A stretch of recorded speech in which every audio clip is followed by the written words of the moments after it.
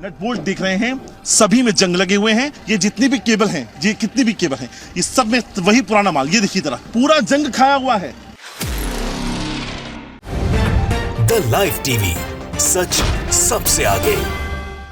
नमस्कार, मैं हूं रंजीत झा और आप देख रहे हैं द लाइव टीवी। मोरबी में पुल हादसे को लेकर एक के बाद एक कई खुलासे हो रहे हैं, लेकिन पुल टूटने के कुछ अहम सबूत हाथ लगे हैं जिसका खुलासा हुआ है। पुलिस ने इस मामले में कोर्ट में जो बातें कबूली हैं वो बेहद ही डरावनी हैं और चौंकाने वाली हैं। कोर्ट रूम में पुलिस ने ठीक वही बातें कही हैं जो जी न्यूज की रिपोर्ट में दिखाई गई थी। आप अपने स्क्रीन पर देखिए, जी न्यूज का ये विजुअल देख रहे होंगे। इसमें पुल टूटने के बाद ग्राउंड जीरो पर टीम पहुंची थी। रिपोर्ट क्या की गई थी कि जो तारें थी उसमें जंग लगी हुई थी, नट बोल्ट तक भी नहीं बदला गया था, सारे माल पुराने के पुराने इसमें लगे हुए थे। 2 करोड़ का शायद बंदरबाट कर दिया गया। इस मामले को लेकर जब कोर्ट ने पुलिस से पूछा कि आप बताइए कि इतनी बड़ी लापरवाही और इतनी बड़ी घटना कैसे हुई, तो पुलिस ने जो बातें कही हैं ठीक वही जी न्यूज की रिपोर्ट वाली, जिससे यह साफ हो जाता है यह कोई हादसा नहीं, यह नरसंहार था।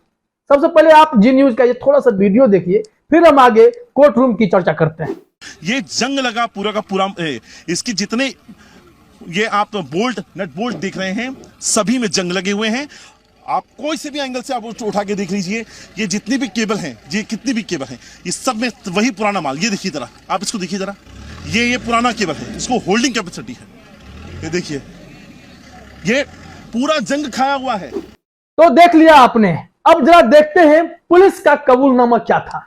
पुलिस से जब कोर्ट ने पूछा, जज साहब ने पूछा कि बताइए कि मोरबी का इतना भयंकर हादसा कैसे हुआ, क्या कारण थे, पुल कैसे टूट गया, जो इतने सालों से पुल अनवरत चल रहा था, मरम्मत के नाम पर क्या हुआ था, पूरी बात बताइए। फिर कोर्ट में जो बातें हुई हैं, एबीपी न्यूज की यह खबर अपने स्क्रीन पर देखिए। हेडलाइन में ही है, मोरबी ट्रेजेडी। पुलिस ने कोर्ट को बताया जंग खा गए थे मोरबी पुल के तार, मरम्मत नहीं हुई। मैनेजर ने क्या कहा, भगवान की मर्जी से हुआ हादसा। इसमें देखिए क्या क्या बातें कोर्ट रूम में बताई गई हैं। अब उसी खबर में अंदर देखते हैं अभियोजन पक्ष के वकील ने क्या कहा है। बताया गया इसमें कि रविवार को मोरबी केबल पुल हादसे में जान गंवाने वाले लोगों की संख्या 134 है। इंडियन एक्सप्रेस की खबर के मुताबिक डीएसपी जाला ने गिरफ्तार किए गए 9 लोगों में से 4 की 10 दिन की रिमांड मांगते हुए कोर्ट रूम में कहा था, गांधीनगर से आई एक टीम की फोरेंसिक साइंस लेबोरेटरी की रिपोर्ट के अनुसार पुल पर कितने लोग मौजूद हों, इस क्षमता को निर्धारित किए बिना और बगैर सरकार की मंजूरी के पुल 26 अक्टूबर को खोल दिया गया था। यह बहुत ही बड़ा चौंकाने वाला खुलासा है, जो कि डरावना भी है। रख रखाव और मरम्मत के हिस्से के रूप में कोई जीवन रक्षक उपकरण या लाइफ गार्ड तैनात नहीं किए गए थे। केबल प्लेटफॉर्म डेक बदला गया था और कोई अन्य काम किया ही नहीं गया था। मतलब जी न्यूज की जो रिपोर्ट थी या अन्य न्यूज चैनलों ने जो रिपोर्टिंग की, जो आशंका इस हादसे को देखकर लगाए जा रहे थे, तमाम वही चीजें कोर्ट रूम में पुलिस ने कबूले, क्योंकि पुलिस ने ऐसे आरोपियों से बातचीत भी की होंगी। अब देखिए इस मामले में और क्या कहा गया है। डीएसपी जाला ने कहा, पुल तारों पर था और उनकी कोई ऑयलिंग या ग्रीसिंग नहीं की गई थी। जहां से तार टूटे हुए जंग खाए हुए थे। अगर तारों की मरम्मत की जाती तो हादसा नहीं होता। क्या काम हुआ और कैसे किया गया, इसका कोई दस्तावेज तक नहीं रखा गया। जो सामग्री खरीदी गई, इस्तेमाल की गई, उसकी जांच अभी बाकी है। मतलब है कि जो करोड़ों रुपए इसमें खर्च किए गए, उस पैसे का कोई ठीक से हिसाब भी नहीं है। बस यह कह दिया गया कि पुल तैयार हो गया।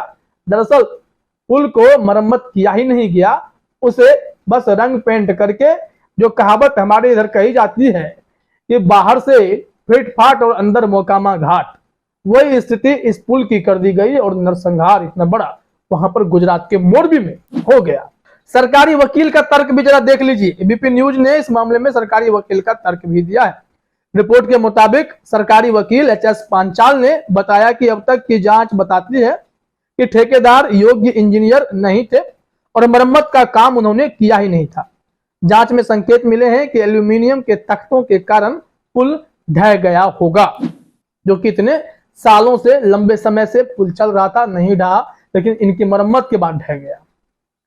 अब जरा बात करते हैं कि इतने बड़े बड़े खुलासे तो हुए, अब जरा बचाव पक्ष के वकील की भी बात सुन लेते हैं। ये वही लोग हैं जो कहीं ना कहीं इस नरसंहार के पीछे जिम्मेवार हैं, ये गुनहगार भी होंगे, बाकी तो कोर्ट तय करेगा।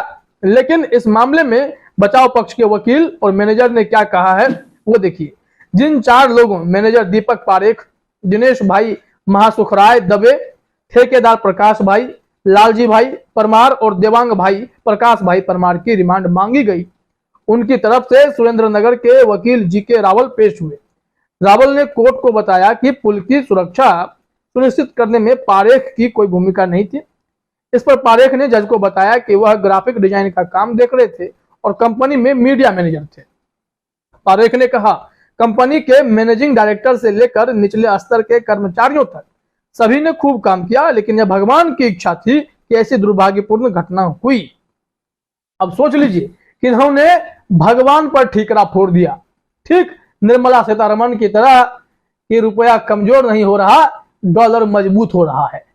अब यही लोग इस तरह की बयानबाजी कर इतने विभत्स घटना को भी भगवान के ऊपर छोड़कर उन पर आरोप लगाने में लग गए। इस मामले में कोर्ट में जो बातें हुई हैं हम वही आपको बता रहे हैं। आगे भी देखिए कि क्या बताया गया है वकील जीके रावल के द्वारा। वकील जीके रावल ने बताया कि ठेकेदार सिर्फ वेल्डिंग, इलेक्ट्रिक फिटिंग आदि जैसे कामों को संभालने के लिए जिम्मेदार थे। उन्होंने प्राप्त सामग्री के आधार पर यह किया। अभियोजन पक्ष ने गिरफ्तार किए और भीड़ को नियंत्रित करने में असफल रहे। टिकट क्लर्क और सुरक्षा कर्मियों की रिमांड की मांग इसलिए नहीं की क्योंकि ये लोग ट्रेंड नहीं थे, प्रशिक्षित नहीं थे। अभियोजन पक्ष ने कहा कि ओरेवा के 2 मैनेजर पुल की मरम्मत और रखरखाव से संबंधित अनुबंध की देखभाल के प्रभारी थे और मरम्मत के काम में शामिल थे। बचाव पक्ष के वकील ने कहा कि दोनों मैनेजर की पुल की फिटनेस का पता लगाने के संबंध में कोई भूमिका नहीं थी। वहीं मोरबी बार एसोसिएशन ने एक सर्वसम्मत प्रस्ताव पारित किया जिसमें सदस्य वकीलों की ओर से घटना से जुड़े किसी भी आरोपी का केस लड़ने से मना किया गया, क्योंकि यह घटना ही इतनी विभत्स थी कि कोई भी इस केस में जल्दी जुड़ना नहीं चाहे। वहीं जब कोर्ट में इस तरह की बातें हुई, पुलिस ने अपना बयान दिया, बाकी जो आरोपी थे उन लोगों ने अपना बयान दिया, तो इस मामले को लेकर श्रीनिवास बीवी जो कांग्रेस के नेता है उन्होंने भी एक ट्वीट किया, अपने स्क्रीन पर देखिए। जी न्यूज के इस वीडियो को शेयर करते हुए श्रीनिवास बीवी ने लिखा, और गुजरात पुलिस ने इस अपराध के लिए 3 सिक्योरिटी गार्ड, 2 टिकट क्लर्क समेत 9 लोगों को गिरफ्तार किया है। इस लापरवाही की जिम्मेवारी सरकार की नहीं बनती, सवाल उन्होंने पूछा है। और ठीक इसी तरीके का ट्वीट एक और आया है जिसे प्रभाकर कुमार मिश्रा ने शेयर किया है। उन्होंने उसी वीडियो को शेयर करते हुए लिखा, अब तो मान लो कि मोरबी में कोई दुर्घटना नहीं घटी, नरसंहार हुआ है। त्यागी जी जो उनका ट्विटर हैंडल है कि यह रिपोर्ट सबूत है जिन्होंने रिपोर्ट की है। अब सभी लोगों का मानना है कि ये जो घटना हुई है इसके पीछे कहीं ना कहीं सिस्टम ही दोषी है।